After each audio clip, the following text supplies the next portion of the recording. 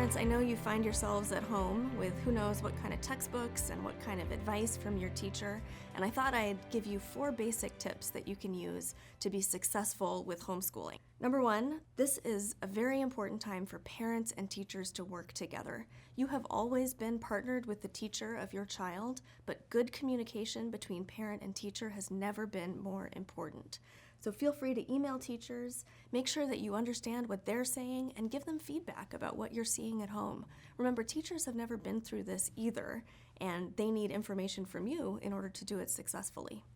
Number 2, this is a great opportunity to remember that education is not about jumping through hoops. The schedule of the school day is usually a pretty rigorous schedule. Students are in school from around 8 o'clock to around 3 o'clock, and they've got all kinds of activities, art, music, PE, the kinds of things that it just doesn't make sense to replicate when you're at home. So parents, give yourselves a little bit of grace. Remember that it may not be possible to do every single activity that your kids are used to doing during the school day, and that's okay. This is an opportunity for us to think about what we really want out of our children's education and to focus on the true essence, the really important things that we want our kids to learn. Number 3, keep things simple. It's very easy, I think, to spend a lot of our time right now thinking about the technicalities, thinking about what is the perfect system that will enable us to keep things moving. And we don't need to worry about that right now. There are a bunch of things that our students already know how to do that are really worth doing. So for example, reading great literature.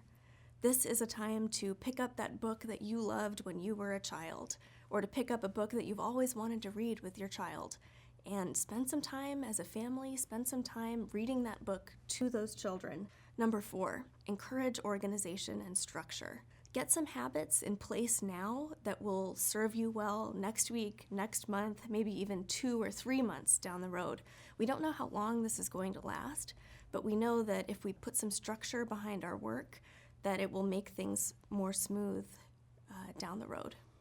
Above all, whether you're a teacher or a parent, now is the time to think about quality over quantity.